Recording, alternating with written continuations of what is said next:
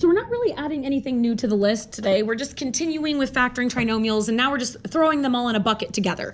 So everything that we're looking at today is going to be dealing with factoring trinomials.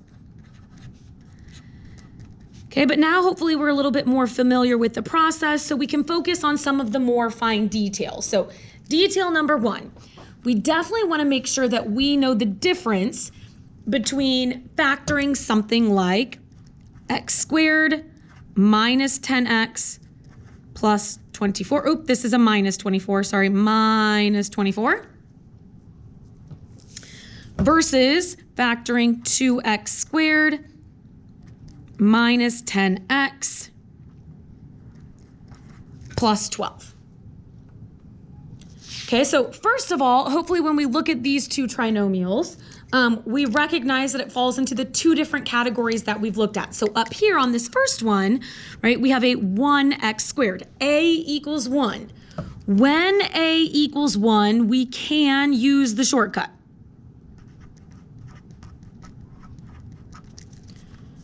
Okay, when a does not equal 1, or in this case, a equals 2, no shortcut. We have to rewrite it and factor by grouping. Okay, the other piece that we want to pay really close attention to today is making sure we're careful with our signs. So if we sort of are taking our a times c here, we get a negative 24. And we start listing our factors. 1 and 24, 2 and 12, 3 and 8, 4 and 6, 5 and nothing. Okay, my students are really tempted to go, oh, well, 4 and 6 will add up to 10, so I should pick 4 and 6. But again, that's not necessarily the case because we need to consider this negative sign. Okay, so we know we need 1 to be a positive and 1 to be a negative.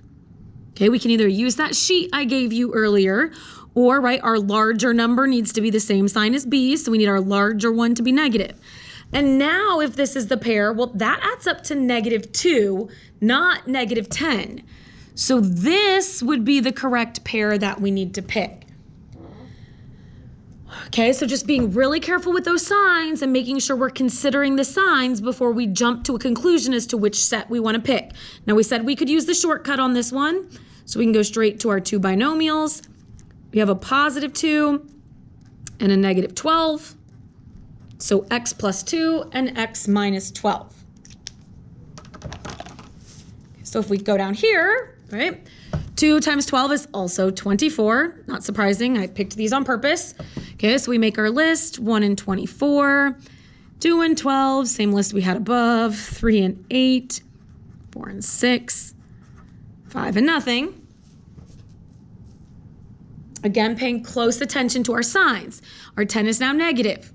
Don't go straight to 4 and 6. Yes, they add up to 10, but we want negative 10. So for us to get this to add up to a negative when this is a positive, we needed both of them to be negative. Okay, so we want a negative 4 and a negative 6. Remember, when a is not 1, no shortcut. So this is the one that we're splitting into 4 terms. So we have a negative 4 and a negative 6. But for those to make it x, right, those both get an x on it. We'll bring down the plus 12. We'll bring down the 2x squared.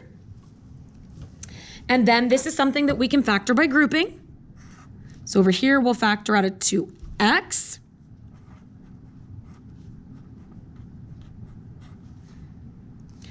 On the right-hand side, remember when our leading one is negative, whatever our GCF is, so our GCF is 6, but that leading one is negative, so we're going to make it negative. This should be a 2 over here. Sorry, class, if you were all looking at me like I'm crazy. So 2 divided by a negative 6 gives us a negative 2.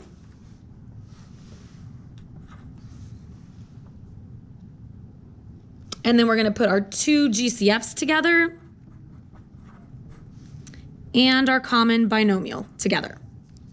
Okay, so for the activity today, you're just going to go through several problems where some have a equal to 1, some do not have a equal to 1, and then find the correct factors that go with it. Make sure you're careful with your signs, and make sure you're only using the shortcut when you're in situations where a equals 1.